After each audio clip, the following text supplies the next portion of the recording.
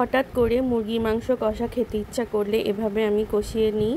আমি প্রথমে দারুচিনি এলাচ তেলে ভেজে নিয়েছি, এরপরে আমি এতে গোল গোল করে কেটে রাখা পেঁয়াজ কুচি দিয়ে দিয়েছি। এবার আমি সব কিছু খুব ভালো করে লাল করে ভেজে নেব। আর মুরগিটা আমি কেটে ধুয়ে পরিষ্কার করে নিয়েছি। এরপরে আমি এই মুরগির মাংসের টুকরোগুলো পেঁয়াজের ভেতরে দিয়ে দেব।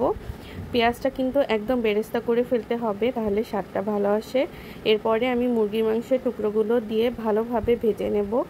আর সাথে আমি কয়টা আলু দিয়েছি, কারণ আলু ছাড়া আমার চলে না। যে কোনো প্রকার মাংসে বলেন আলু মাস্ট বি থাকতেই হবে। এরপরে মাংসটা একটু সময় নিয়ে ভালো করে তেলে ভেজে নিতে হবে, তাহলে কিন্তু মাংসের যে দুর্গন্ধ থাকে সেটাও চলে যায় আর খেতে খুব টেস্ট লাগে। আর বেরেস্তার খুব সুন্দর একটা ঘ্রাণ ছড়ায় মুরগির মাংসে। এরপরে আমি এতে ধনিয়া গুঁড়া, হলুদ গুঁড়া, মরিচের গুঁড়া দিয়ে দেব। আরও দিয়ে দেব আদা, রসুন, জিরা একসাথে শিলপাটায় বেটে নেওয়া মশলা। এভাবে রান্না করতে আম্মু আমাকে শিখিয়েছে। আম্মু যদিও বা এখন কাছে নেই, আম্মু ওমরা হজ করতে সৌদি আরব গিয়েছে। অনেক মিস করছি আম্মুকে, আম্মুর কথা অনেক মনে পড়ছে। সবাই আমার আম্মুর জন্য অনেক অনেক দোয়া করবেন। এই তো আমি ভালোভাবে মশলা দিয়ে চিকেনটা কষিয়ে নিয়েছি। এরপরে গরম পানি দিয়ে দিয়েছিলাম। এবার পানি শুকিয়ে ওপরে তেল ভেসে উঠেছে, রান্নাটা কমপ্লিট। আল্লাহ হাফেজ।